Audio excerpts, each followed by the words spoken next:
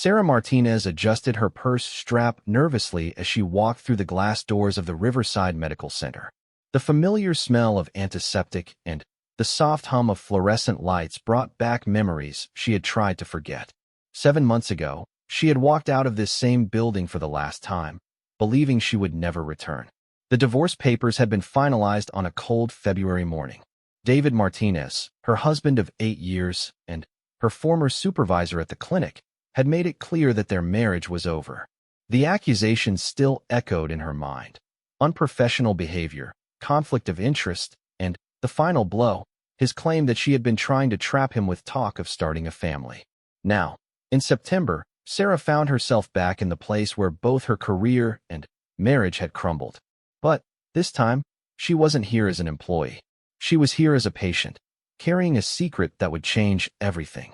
Dr. Rebecca Chun, her new obstetrician, had insisted on this particular clinic for the routine ultrasound. Sarah had tried to suggest other facilities, but Dr. Chun explained that Riverside had the best equipment in the city for high-risk pregnancies. At 34, Sarah's pregnancy was considered higher risk, especially given the stress she had endured over the past year. The waiting room was exactly as she remembered. Soft blue chairs arranged around low tables covered with parenting magazines. Expectant mothers sat with their partners, some glowing with excitement, others looking as nervous as Sarah felt. She chose a seat in the corner, hoping to remain invisible. Sarah Martinez? A young nurse with a bright smile appeared at the reception desk. Sarah's heart pounded as she stood up. The nurse led her down a hallway that Sarah knew like the back of her hand. She had walked these corridors countless times during her 3 years as a medical assistant at the clinic. Every door, every turn brought back memories of the life she had built and lost. Dr. Chun will be with you shortly, the nurse said, gesturing to an examination room. Please change into the gown and lie down on the table. As Sarah changed, her hands trembled slightly. The paper gown crinkled as she settled onto the examination table. Through the thin walls, she could hear the familiar sounds of the clinic. Phones ringing, muffled conversations, the squeak of wheels on linoleum floors. It was surreal to be back as a patient in a place where she had once belonged. Dr. Chen entered with a warm smile. She was a woman in her early 50s with kind eyes and gentle hands. How are you feeling today, Sarah? Nervous, Sarah admitted. This place brings back a lot of memories. Dr. Chen nodded understandingly. During their previous appointments, Sarah had mentioned working at a medical clinic before her divorce. Dr. Chen didn't know the full story, and Sarah preferred to keep it that way. Well, let's see how your little one is doing, Dr. Chen said, preparing the ultrasound machine. You're at 20 weeks now, so we should get some clear images. The cool gel on Sarah's growing belly made her shiver. As Dr. Chun moved the transducer across her skin, the monitor came to life with grainy black and white images. Sarah had assisted with hundreds of ultrasounds during her time at the clinic, but seeing her own baby on the screen was entirely different. There's the head, Dr. Chun pointed to the screen. And, look, you can see the heart beating strong. Sarah's eyes filled with tears as she watched the tiny form moving on the monitor.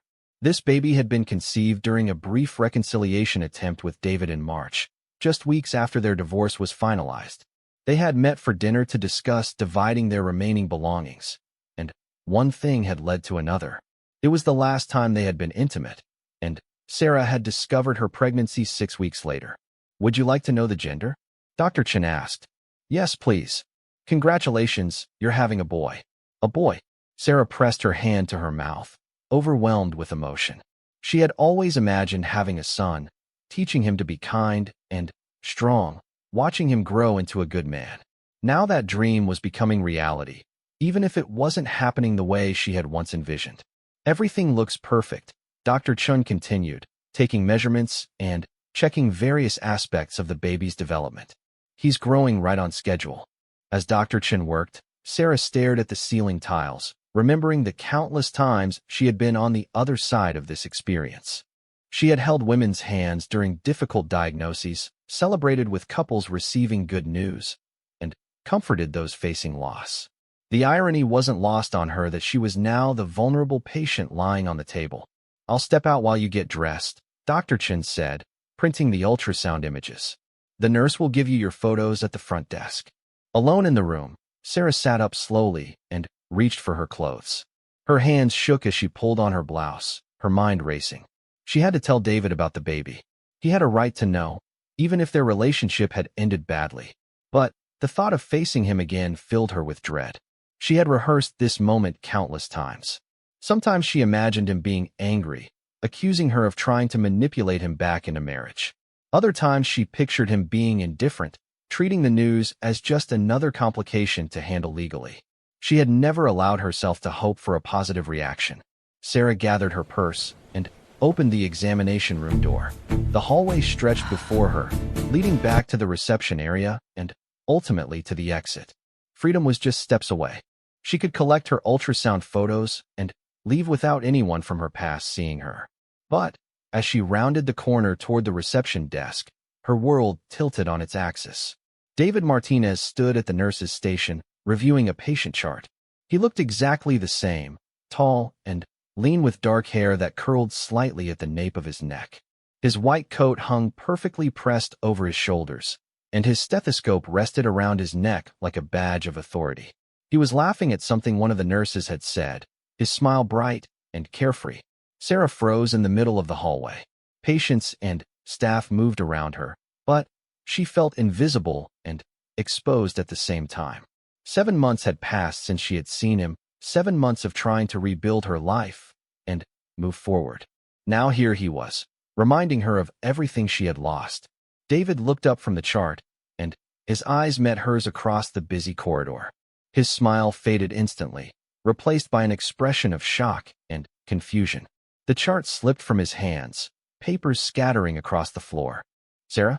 His voice was barely a whisper, but she heard it clearly over the ambient noise of the clinic. She wanted to run. Every instinct told her to turn around and find another way out of the building. But her feet seemed rooted to the spot, and her hand instinctively moved to her rounded belly, clearly visible beneath her fitted blouse. David's gaze followed her movement, and his eyes widened as he realized what he was seeing. The busy clinic seemed to fade into the background as they stared at each other across the distance that had grown between them over the months of separation and divorce proceedings. A nurse bent down to collect the scattered papers, but David didn't notice. He took a tentative step towards Sarah, his face pale with shock. Other staff members began to take notice of the tension in the air, though they couldn't understand its source. Sarah felt her breath coming in short gasps. This wasn't how she had planned to tell him. She had imagined a controlled environment, maybe a coffee shop or a park where they could talk privately. Not here, not in front of his colleagues and patients, not with her emotions so raw from seeing her baby on the ultrasound screen. "Sarah," David started to speak, but seemed unable to find words. The silence stretched between them, heavy with unspoken questions and the weight of their shared history. Sarah could feel curious eyes on them from around the clinic. David's supervisor, Dr. Williams, emerged from an office and looked between them with concern. "Is everything all right here?" Dr. Williams asked, his voice professional but tinged with confusion. David didn't respond. He was still staring at Sarah's pregnant form as if trying to process what he was seeing. Sarah realized that she had to take control of the situation before it became even more of a spectacle. "I need to go," she said quietly, but her voice carried in the suddenly hushed corridor. She turned toward the reception desk, determined to collect her ultrasound photos and leave with whatever dignity she could maintain. But David's voice stopped her. "Wait." The word was soft but urgent. "Please, Sarah, wait." She turned back to face him, her heart pounding so hard she was sure everyone could hear it. David had moved closer, his dark eyes searching her face with an intensity that reminded her of the early days of their relationship, when he would look at her like she was the most important thing in his world. He swallowed hard, glancing around at the watching faces before lowering his voice. "Can we talk?" "Privately." Sarah nodded, not trusting her voice. David led her down the hallway to his office, the same office where they had once planned their future together during stolen moments between patients. The familiar space was both comforting and painful, his medical degree on the wall, the coffee mug she had given him for their anniversary still sitting on his desk, the photo of them from their honeymoon tucked discreetly in the corner of his bulletin board. David closed the door behind them, and leaned against it as if he needed the support. The silence stretched between them as they faced each other in the small space that held so many memories. "How far along are you?" he asked finally, his voice barely above a whisper. 20 weeks, Sarah replied, her hand unconsciously moving to her belly again. She watched his face as he did the mental calculation, saw the moment when understanding dawned in his eyes. 20 weeks would put conception right around the time of their final meeting in March. "Is it?" he started, then stopped, unable to finish the question. Sarah looked into the eyes of the man she had loved for so many years, the man whose child she was carrying, and felt the weight of the moment settling around them. Everything that happened next would depend on her answer to the question he couldn't bring himself to ask. The ultrasound photos crinkled in her purse as she shifted her weight. On those images was proof of the new life growing inside her, a life that connected her to David whether he wanted that connection or not.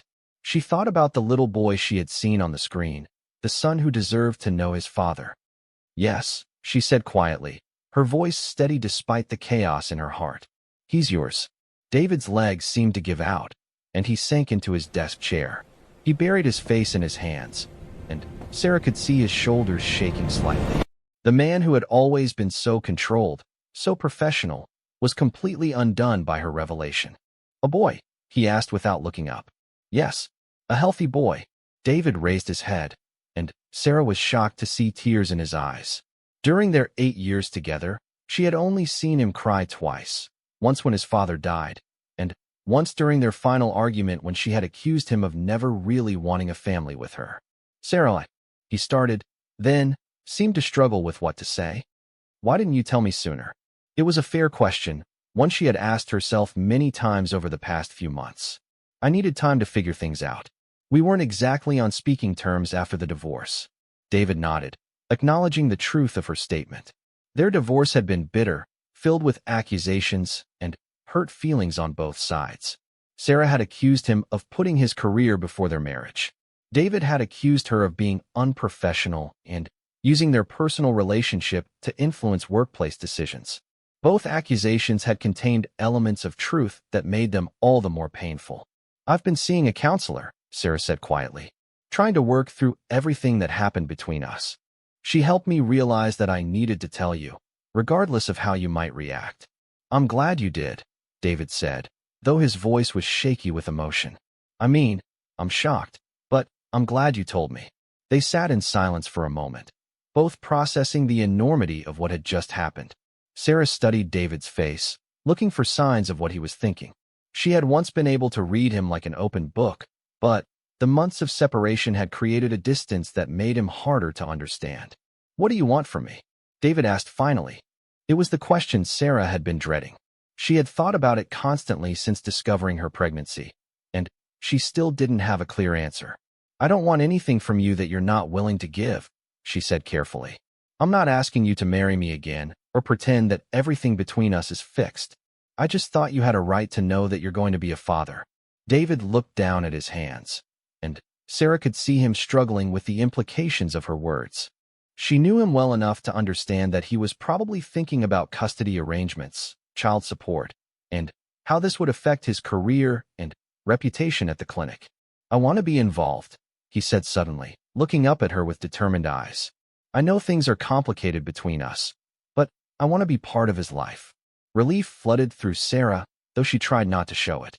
She had hoped for this reaction, but hadn't dared to expect it. "I was hoping you would say that. I'll need some time to process this," David continued. "But I want to do right by both of you. I want to be a good father." Sarah nodded, understanding his need for time. This had been a shock for both of them, even though she had had months to adjust to the idea of becoming a mother. "I should go," she said, standing up from her chair. "Dr. Chun is probably wondering what happened to me." David stood as well, and they faced each other across the small office. There was so much left unsaid, so many questions and complications to work through. But for the first time in months, Sarah felt a glimmer of hope that maybe they could figure out how to co-parent successfully, even if their romantic relationship was over. "Can I call you?" David asked. "Maybe we could meet for coffee sometime this week and talk about everything." "I'd like that," Sarah replied. David opened the office door, and they stepped back into the busy corridor of the clinic. The normal sounds of the medical facility rushed back in. Phones ringing, conversations, the squeak of equipment being moved around. The real world intruded on their private moment, reminding them both that they would have to navigate this new reality in the context of their complicated history. As they walked toward the reception area together, Sarah noticed the curious glances from staff members who remembered her from her time working there. She knew that word would spread quickly through the clinic about her pregnancy and David's reaction to seeing her. By the end of the day, everyone would be speculating about the nature of their relationship and the implications for David's position as a supervisor. At the reception desk, Sarah collected her ultrasound photos from the nurse who had been waiting patiently. David stood beside her, and Sarah could feel the tension radiating from his body as he tried to appear professional while processing the emotional upheaval of the past hour. "I'll call you tomorrow," David said quietly as they reached T3 days passed before David called. Sarah had been checking her phone constantly, wondering if he had changed his mind about wanting to be involved. When his name finally appeared on her screen Wednesday evening, she felt her heart rate spike. "Hi, Sarah. It's David." His voice was formal, almost businesslike, but she could hear underlying nervousness. "Hi." Sarah settled into her favorite chair by the window, watching the evening light fade across her small apartment. "I was wondering if you were free for coffee Saturday morning. There's a place called Been There Done That on 5th Street. It's new, so we probably won't run into anyone we know." Sarah understood his reasoning. The last thing either of them needed was to have their personal business become workplace gossip at the clinic. "That sounds good. What time?" 10 o'clock. "I'll be there." After hanging up, Sarah sat in the growing darkness of her apartment, trying to prepare herself mentally for their meeting. She had spent the past 3 days researching co-parenting strategies and thinking about what she wanted to say to David. The counselor she had been seeing, Dr. Patricia Rodriguez, had helped her work through her expectations and fears. Remember, Dr. Rodriguez had told her during their Tuesday session, "You can't control his reactions or decisions.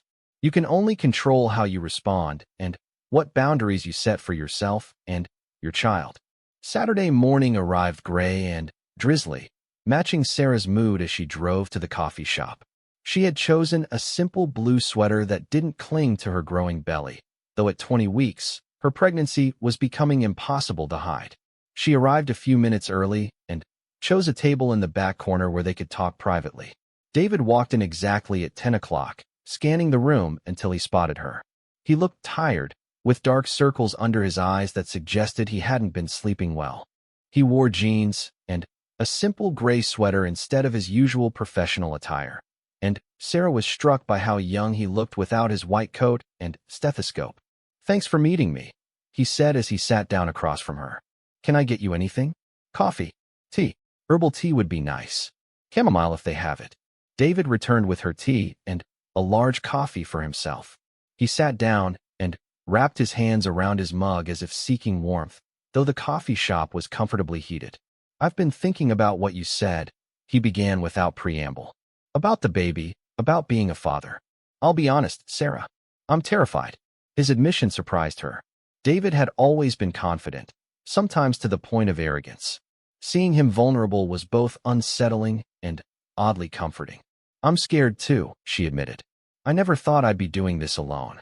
"You're not alone." The words came out more forcefully than he seemed to intend. "I mean, I know we're not together anymore, but you're not alone in this." Sarah studied his face, looking for signs of what he was really thinking. "What exactly are you saying, David?" He took a long sip of his coffee before answering. "I'm saying that I want to be a real father to this baby, not just someone who sends child support checks and shows up for birthdays. I want to be involved in the day-to-day stuff, the important decisions, all of it. Even though we're divorced, especially because we're divorced." David leaned forward, his dark eyes intense. "I know I made mistakes in our marriage, Sarah. I know I prioritized my career over us, and I know I hurt you. But this baby didn't choose to have divorced parents. He deserves better than that." Sarah felt tears prick her eyes. This was the David she had fallen in love with 8 years ago, the man who cared deeply about doing the right thing, even when it was difficult. "I want that too," she said softly. "But it's not going to be easy. We have a lot of history, a lot of hurt feelings." I know. I've been thinking about that too. Maybe we should consider counseling. Not marriage counseling. He added quickly, seeing her expression change. Co-parenting counseling. I did some research online, and there are therapists who specialize in helping divorced couples learn to parent together effectively. Sarah was impressed despite herself. The old David would have assumed he could figure everything out on his own. You did research? He smiled sheepishly. I may have spent the last 3 nights reading every parenting book and website I could find. Did you know that children of divorced parents who maintain a positive co-parenting relationship show better emotional adjustment than children from high-conflict intact families? You've been studying. It's important to me. His expression grew serious again. This is the most important thing I'll ever do, Sarah. I don't want to mess it up. Sarah sipped her tea, thinking about his proposal. Dr. Rodriguez had mentioned co-parenting counseling as an option, but Sarah hadn't been sure David would be open to it. What about work? She asked. People at the clinic are going to talk. Dr. Williams is going to have questions about our professional relationship. David nodded grimly. I thought about that too. I think I need to request a transfer to another department, or maybe even look for a position at a different hospital. It's not appropriate for me to be your supervisor, and if you decide to come back to work there after the baby is born, it could create complications. Sarah was stunned. David had worked hard to reach his current position at the clinic. You'd really transfer departments? If that's what it takes to do right by our son, yes. Their son. Hearing David say those words sent a flutter through Sarah's chest that had nothing to do with the baby's movements. Have you told your family yet? Sarah asked. David's expression darkened slightly. I told my mother yesterday. She was surprised. Sarah could imagine how that conversation had gone. David's mother had never particularly liked Sarah, viewing her as beneath her son's social status. Learning that her ex-daughter-in-law was pregnant with her grandchild had probably been quite a shock. And she asked if I was sure the baby is mine.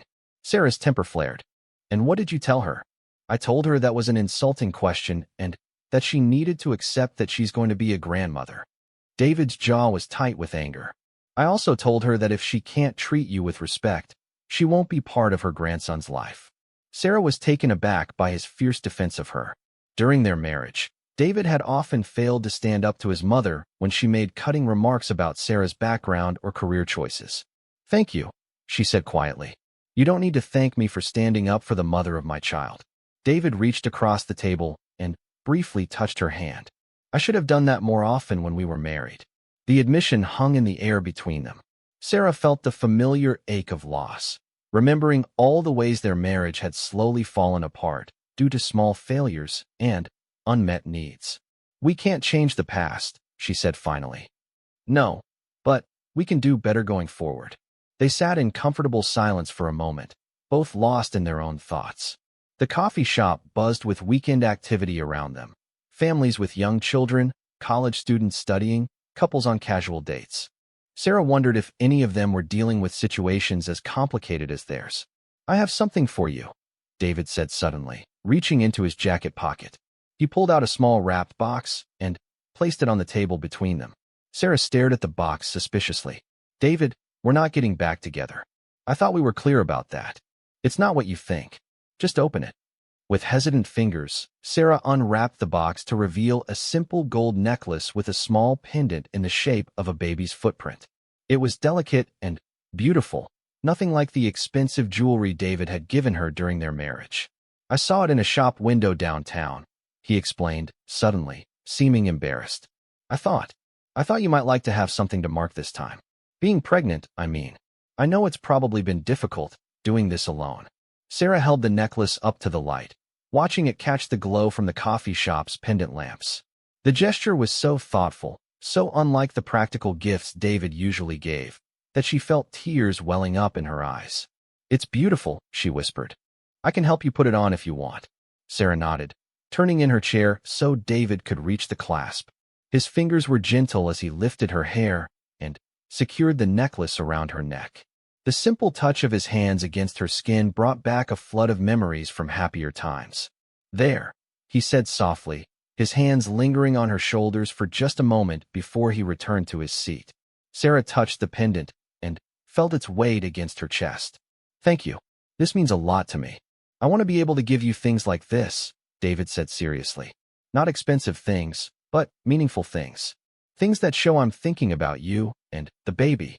David, I'm not talking about getting back together, he said quickly. I know that ship has sailed, but I want us to be friends, Sarah. Real friends who care about each other and support each other.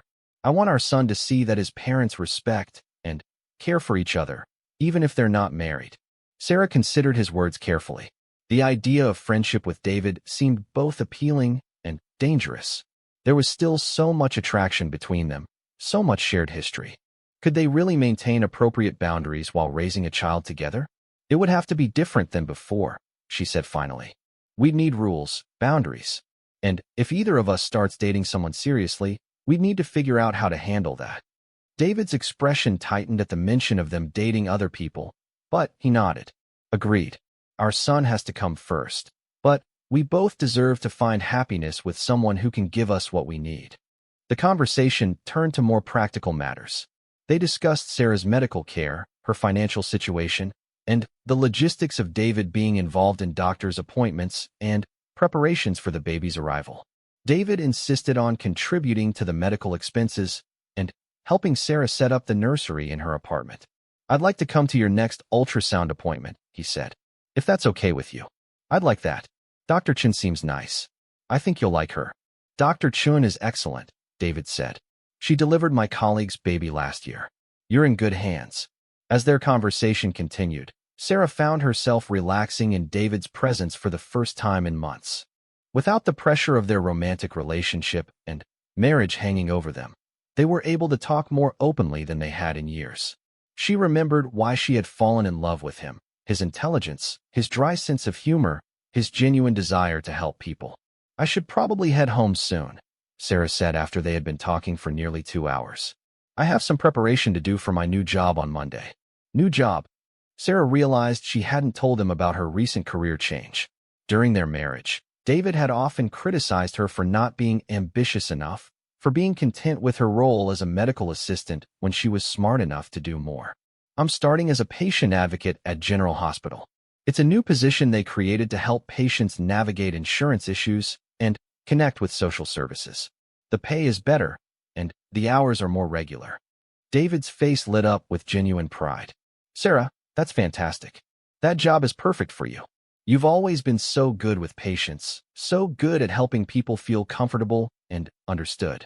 His enthusiasm warmed her heart. Thank you. I'm nervous about starting, but I think it'll be a good fit. When do you plan to take maternity leave? I haven't figured that out yet. I want to establish myself in the position first, prove that I'm valuable to them. Then, I'll worry about maternity leave policies. David frowned. Don't sacrifice your health or the baby's health to prove yourself, Sarah. You're already valuable, and any employer who doesn't recognize that doesn't deserve you. The comment was so similar to things he had said during their marriage that Sarah felt a pang of nostalgia. There had been good times between them, moments when David had been her biggest supporter and champion. They walked out of the coffee shop together, and David walked her to her car. The drizzle had stopped, and pale sunlight was breaking through the clouds. This went better than I expected, David said as Sarah unlocked her car door. It did. I was worried it would be awkward. It was awkward, David admitted with a smile. But good awkward. Like we're figuring out how to be in each other's lives again. Sarah got into her car and rolled down the window. I'll call you with the date and time for my next appointment. I'll be there. David stepped back from the car, then seemed to hesitate. Sarah, thank you for giving me a chance to be a father. I know I don't deserve it after how things ended between us, but I promise I won't let you down. As Sarah drove home, she felt more hopeful than she had in months. The conversation with David had gone better than her most optimistic expectations. He seemed genuinely committed to being a good father, and his willingness to consider counseling and make sacrifices for their child's well-being impressed her. But she also felt a familiar pull toward him that worried her. David had always been charming when he wanted to be, and she couldn't let herself forget why their marriage had failed. They had real differences in values and priorities that a baby wouldn't magically resolve. Back at her apartment, Sarah called Dr. Rodriguez to schedule an emergency session. She needed to process what had happened with David and figure out how to maintain appropriate boundaries going forward. Remember, Dr. Rodriguez had told her during their first session months ago. You can't change the past, but you can choose how to respond to your present circumstances. Focus on what's best for you and your child, not on what might have been. As Sarah prepared for bed that night, she touched the baby footprint pendant David had given her. It was a symbol of new beginnings, of the possibility that two people who had failed as spouses might succeed as co-parents. She placed her hand on her growing belly and felt her son move in response to her touch. Dr. Elena Martinez leaned back in her comfortable chair and studied the couple sitting across from her. It was their third co-parenting counseling session, and she could see significant progress from their first meeting 6 weeks ago when tension had filled her office like a thick fog. "So how did the nursery shopping go last weekend?" she asked, pen poised over her notepad. Sarah and David exchanged a look that held both amusement and mild frustration. At 26 weeks pregnant, Sarah was now visibly showing, and her energy levels were starting to fluctuate more dramatically. "It was interesting," Sarah said diplomatically. David shifted in his chair. "We had different ideas about some things." Dr. Martinez nodded encouragingly. "Can you be more specific?" "Remember, this is a safe space to discuss disagreements." David wanted to buy everything immediately, Sarah explained. The most expensive crib, the top-of-the-line stroller, professional-grade baby monitors. I kept trying to tell him we didn't need all that fancy stuff, but he wasn't listening. "I was listening," David protested gently. "I just want our son to have the best of everything." "But the best doesn't always mean the most expensive," Sarah countered. "My sister raised 3 kids with hand-me-downs and garage sale finds, and they turned out just fine." Dr. Martinez recognized this as a recurring theme in their sessions.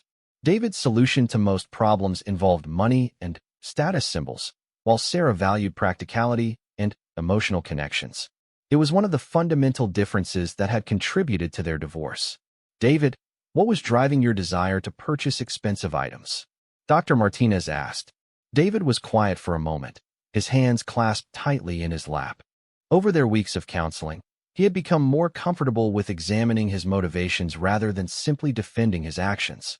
"I think I was trying to prove something," he admitted. "Maybe to Sarah, maybe to myself.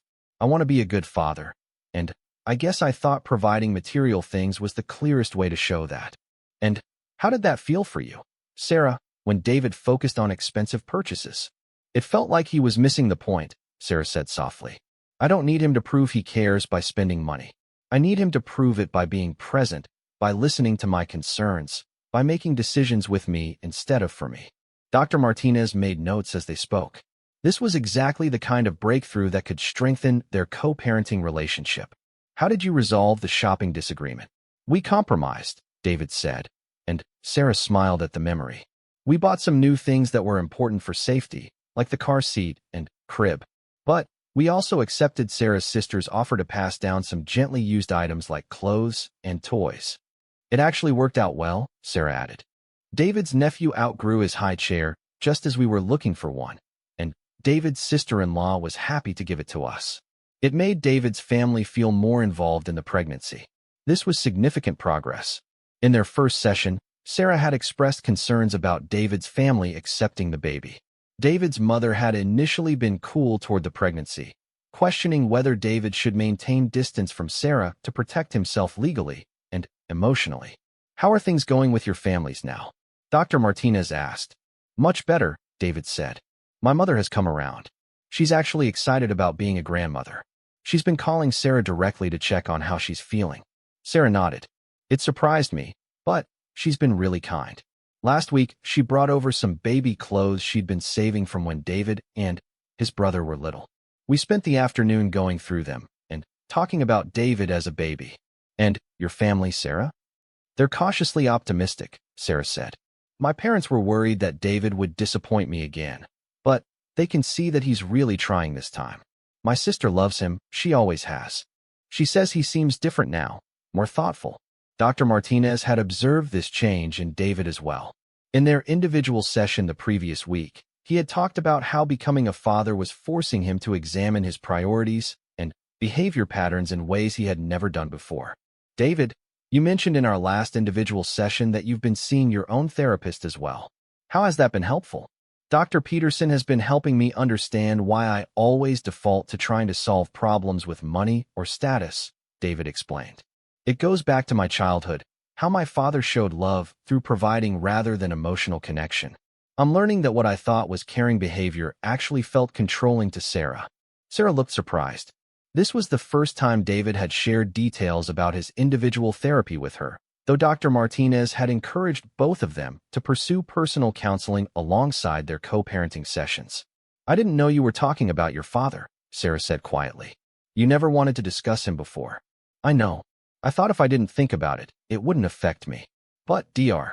Peterson helped me see that my relationship with my dad affected every relationship I've had since, including our marriage. Dr. Martinez watched Sarah's expression soften. Understanding David's emotional patterns was helping her respond to him with compassion rather than defensiveness. Sarah, how has your individual therapy been progressing? Dr. Rodriguez has been helping me work through the anger and hurt from our divorce, Sarah said. I realized I was holding on to resentment about things that happened years ago, and it was affecting how I responded to David's efforts to be involved with the baby. Can you give an example? Sarah hesitated, glancing at David. They had been learning to be more open with each other, but some topics were still sensitive. Early in our marriage, I had a miscarriage, Sarah said, her voice barely above a whisper. David was so busy with work that he missed the appointment where we found out. I had to deal with it alone, and I never really forgave him for that. David's face went pale. Sarah, I'm so sorry. I know I hurt you, but I didn't realize you were still carrying that pain. I was afraid that if I got too hopeful about David being involved this time, I'd be disappointed again, Sarah continued. Dr. Rodriguez helped me see that I was protecting myself by not fully trusting David's commitment, but that was also preventing me from giving him a real chance to be different. Dr. Martinez had been hoping they would eventually address this particular hurt. The miscarriage had been mentioned in their first session, but Sarah had quickly moved past it. Unresolved grief often complicated new pregnancies, especially when the partner involved had changed their behavior patterns. How does it feel to share that with David now? Dr. Martinez asked. Scary, Sarah admitted, but also relieving. I've been carrying it around for so long. David leaned forward in his chair. Sarah, I want you to know that I will never miss another important appointment. I've already rearranged my schedule for the rest of your pregnancy. Dr. Williams has been very understanding about me needing flexibility. I appreciate that, Sarah said. And I need to do better about trusting you when you say you'll be there. Dr. Martinez smiled. This was the kind of mutual accountability that strong co-parenting relationships were built on. Both partners taking responsibility for their past mistakes and committing to do better going forward. Let's talk about your birth plan, Dr. Martinez said, consulting her notes. Last session you were just starting to discuss this. We've made a lot of progress there, David said enthusiastically. Sarah wants a natural birth with minimal medical intervention, and I want to support whatever makes her most comfortable. David has been reading about labor support techniques, Sarah added, looking pleased. He's learned about breathing exercises and massage techniques to help with pain management. I want to be useful, David explained. Not just someone standing in the corner feeling helpless. I want Sarah to feel supported throughout the whole experience. Dr. Martinez was impressed by David's commitment to educating himself. In her experience, fathers who took active roles in preparing for birth often maintained higher levels of involvement throughout their children's lives. Have you discussed what role you want David to play in the delivery room, Sarah? Yes, and we've talked about backup plans too, Sarah said. If labor is very long or if there are complications, David knows he might need to step out sometimes. We've also discussed what happens if I need a C-section. Communication seems to be improving significantly between you, Dr. Martinez observed. It is, David agreed. We've been practicing the techniques you taught us, taking turns talking without interrupting, asking clarifying questions instead of making assumptions. And we've been meeting weekly for coffee, Sarah added, just to check in with each other and talk about pregnancy stuff or baby preparations. It's become something I look forward to. This was exactly what Dr. Martinez had hoped to achieve. The weekly coffee meetings had been her suggestion as a way for them to maintain regular, low-pressure contact that focused on their shared goal of preparing for parenthood. How do you handle it when you disagree about something now? Better, Sarah said. Last week we disagreed about childcare arrangements for when I go back to work. Instead of arguing, we each made a list of our priorities and concerns. Then, we found solutions that addressed both of our main points. What did you decide about childcare? Dr. Martinez asked. We're going to interview nannies together, David explained. Sarah was worried about leaving the baby with someone we didn't know well, and I was concerned about finding someone with proper credentials and references. So we'll take our time finding someone we both trust completely. And David agreed that I should be the primary decision-maker about day-to-day care issues since I'll be spending more time with the baby initially, Sarah added. But he'll be involved in all the big decisions about healthcare, education, discipline approaches, things like that. Dr. Martinez nodded approvingly. They were learning to differentiate between decisions that required consensus and those where one parent could take the lead based on practical circumstances. What concerns do you still have as you prepare for the baby's arrival? Sarah and David looked at each other, and Sarah spoke first. I worry about how we'll handle it when we're sleep-deprived and stressed. It's easy to communicate well when we're rested and meeting in a coffee shop. But babies are exhausting, and I don't want us to fall back into old patterns. That's a valid concern, Dr. Martinez said. David, what worries you? I worry about Sarah thinking I'm not doing enough or not doing things the right way, David admitted. I know I have control issues, and I'm afraid I'll either try to take over or I'll be afraid to help because I don't want to do things wrong. These are both very normal concerns for expectant parents, especially those who are divorced, Dr. Martinez assured them. What strategies can you think of for handling these situations? We talked about having a code word, Sarah said with a slight smile. If one of us is getting frustrated or falling into old patterns, we can say coffee shop to remind each other to step back and communicate the way we've been practicing. And we've agreed that for the first month after the baby is born, David will come over every day to help, David added. Not to stay overnight, but to be an extra pair of hands and to spend time bonding with his son. How do you feel about having David in your space every day, Sarah? Dr. Martinez asked. This arrangement could easily become overwhelming for a new mother if boundaries weren't clear. I was nervous about it at first, Sarah admitted. But we've talked about what that help would look like. David will do things like grocery shopping, laundry, cleaning, holding the baby while I shower. He's not there to judge my parenting or take over. He's there to support me so I can focus on recovering and bonding with the baby. And if Sarah needs space or if the daily visits become too much, she can tell me and I'll adjust, David added. The goal is to be helpful, not intrusive. Dr. Martinez was pleased with how thoughtfully they had approached this arrangement. Many divorced couples struggled with boundaries around the family home, but Sarah and David seemed to have found a balance that prioritized their child's needs while respecting each other's autonomy. Let's talk about your support systems, Dr. Martinez said. Who else will be helping you both adjust to parenthood? My sister lives nearby, and she's offered to help with meals and babysitting, Sarah said. And David's brother and his wife have 2 young children, so they've been giving us advice and moral support. My mother has offered to come stay for a week after the baby is born, David added. She's a retired nurse, so she'd be really helpful with medical questions and newborn care. How do you feel about your mother-in-law staying for a week, Sarah? Surprisingly good about it, Sarah said. 6 months ago, I would have been terrified, but our relationship has really improved. I think becoming a grandmother has softened her, and she's been much more supportive than I expected. What about your work situations? How are your employers handling your upcoming parenthood? Sarah's new job at General Hospital had been understanding about her pregnancy from the beginning. My supervisor has been great. She's a mother herself, and she's been flexible about medical appointments and has already started training someone to cover for me during maternity leave. And the clinic has been very accommodating, David said. Dr. Williams has reduced my patient load slightly, so I can be more available for family responsibilities.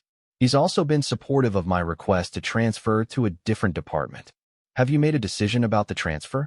Dr. Martinez asked. Yes, I'll be moving to the emergency department in January, David said.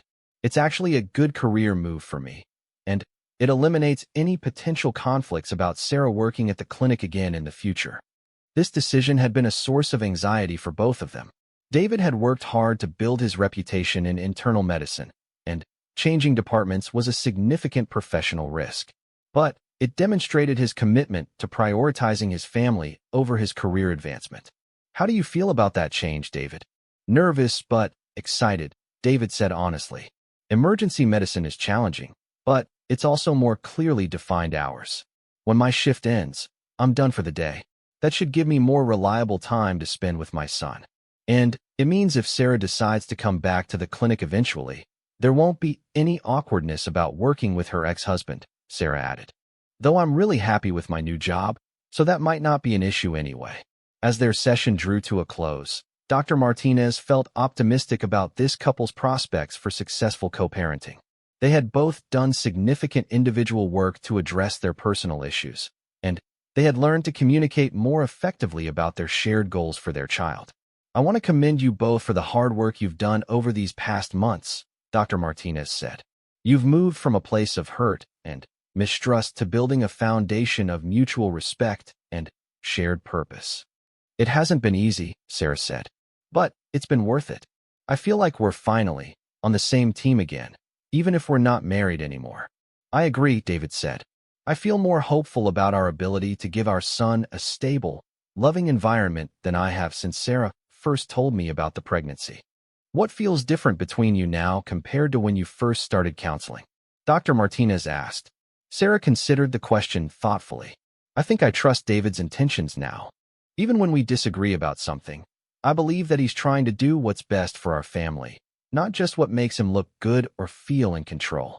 For me, I think I've learned to really listen to Sarah instead of just waiting for my turn to talk, David said. I understand now that her concerns usually come from a place of caring, not criticism. That's changed how I respond to her. Those are significant shifts, Dr. Martinez said. How will you maintain this progress after the baby arrives and life becomes more complicated? We've agreed to keep meeting for coffee weekly, even after the baby comes, Sarah said. We might have to bring him with us or meet at one of our homes instead of a coffee shop, but we want to maintain that regular check-in time. And we'll come back to counseling if we need to, David added. We know that having a baby will create new stresses and challenges. We want to address problems early instead of letting them build up like we did in our marriage. Dr. Martinez smiled as she closed her notes. I think you're both well prepared for the challenges and joys ahead. You've built strong communication skills, you've established clear boundaries and expectations, and you've created support systems that will help you both succeed as parents. As Sarah and David left her office together, Dr. Martinez reflected on how dramatically their relationship had transformed. They had moved from bitter ex-spouses to committed co-parents who genuinely cared about each other's well-being. Their son would be fortunate to have parents who had done the hard work of healing their relationship before his arrival. Walking to their cars, Sarah felt her baby move vigorously, as if he could sense the positive energy surrounding his parents. In just 2 months, she would meet her son, and, for the first time since learning about her pregnancy, she felt completely confident that David would be the father their child deserved. Same time next week for coffee? David asked as they reached her car. Absolutely, Sarah said, touching the baby footprint pendant she wore every day now. And this weekend we need to finish setting up the nursery.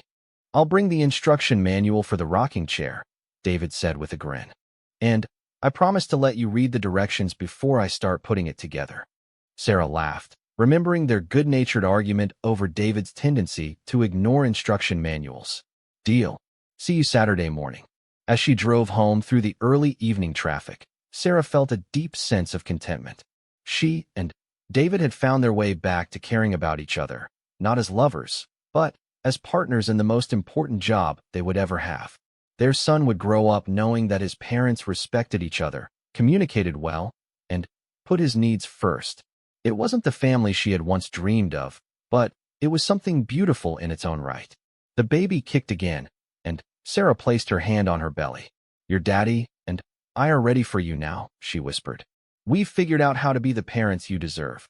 2 months later, when Thomas David Martinez entered the world at 6:47 a.m. on a crisp December morning, both of his parents were there to welcome him.